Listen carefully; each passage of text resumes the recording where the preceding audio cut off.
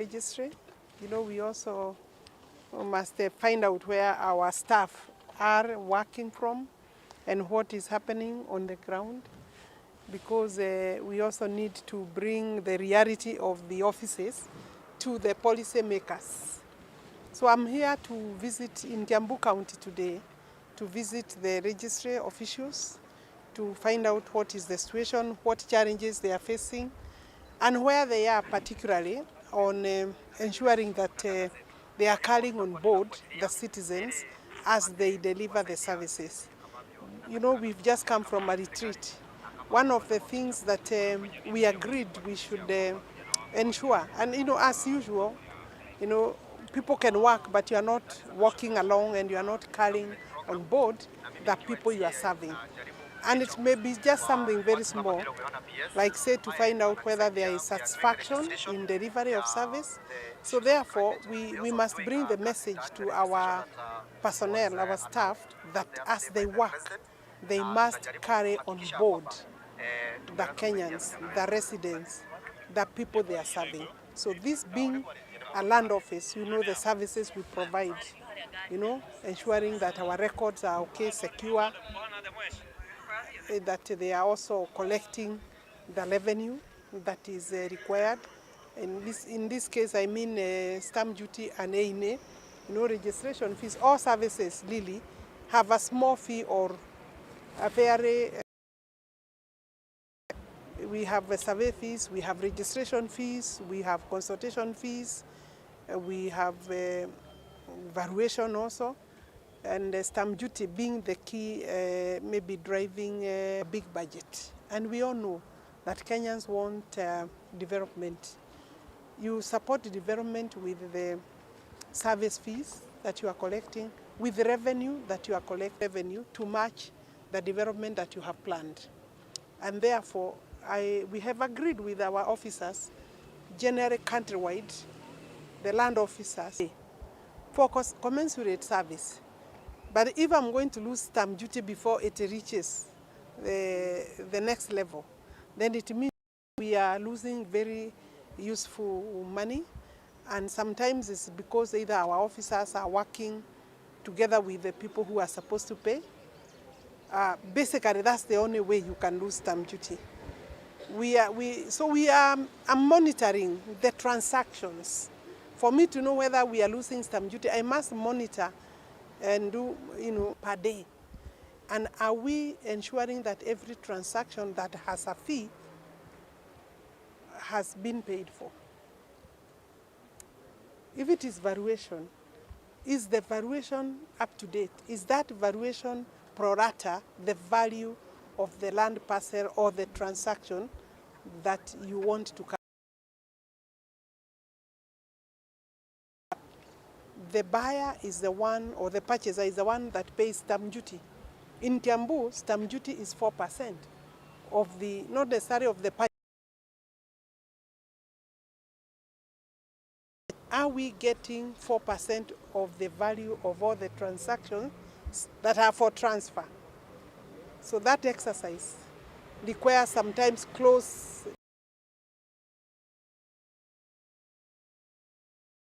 I'm going to do that in most likely all the registries, but you see here where we are in Ruiru, Kiambu, Nairobi, Machakos,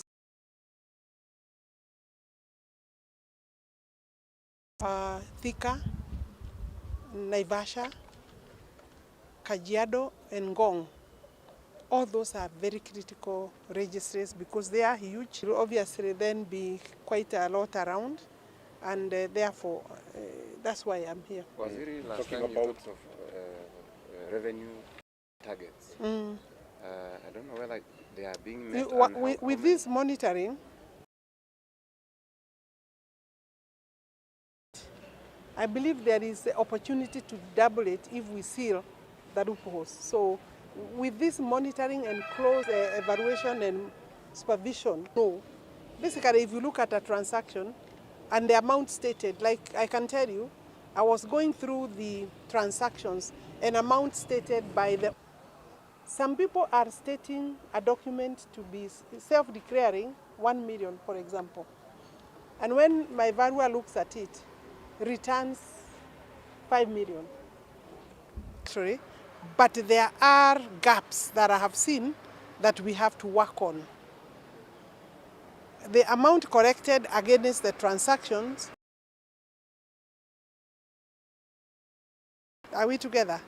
And Ruiru or in Kiambu, they are in all our registries, including where I am. As you respond to that, Madam CS, what is your interpretation to that? Is it shocking to you that Kenyans don't want to pay taxes? Sometimes ignorance, but also Kenyans don't want to pay taxes, even when maybe you are going to sell a property. You see, maybe I should correct that one. It is payable by the buyer. The purchaser pays 4%. Within Kiambu, it's 4% of the value that we come up with as valuers within the State Department. So Kenyans don't like paying, and I want to appeal to Kenyans to pay what is lawfully supposed to be paid. As, of course,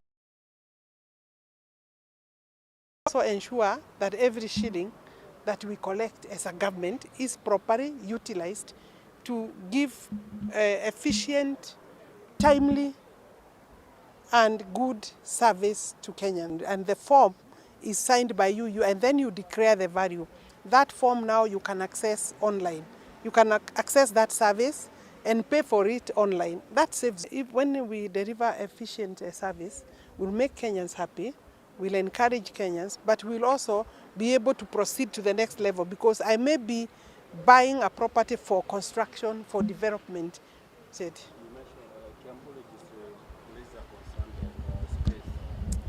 All our registries are like what you have here. You see, we have even tried to improvise. Our registries are now small, because maybe titling that they were to hold, it has now tripled. You know, we are also subdividing parcels. The more you subdivide, to come up with a different space, because this space is small. Kiambu had the same. We were with you there. Kiambu has the same problem, and I think, and that's why we be able to expand the spaces where we are working. Kiambu requires further office space and storage. Custody of the titling or titles require a better place than we have. And but we are not saying this. This is not stopping our work, but it makes sometimes work difficult, and that's why when we also visit at my level, because then the cabinet secretary, the policy maker, the one who will look at the budget, then I know where to allocate specific registries in mind. Asante. Twakwĩhoa na gĩtĩo twarĩria na gĩkũyũ. Twĩre nĩkĩ kũrehete Kiambu mũthenya wa ũmũthĩ. Na nĩ twakiuga. Nĩkĩ mwendete twari ũguo na language na nĩ ũĩ.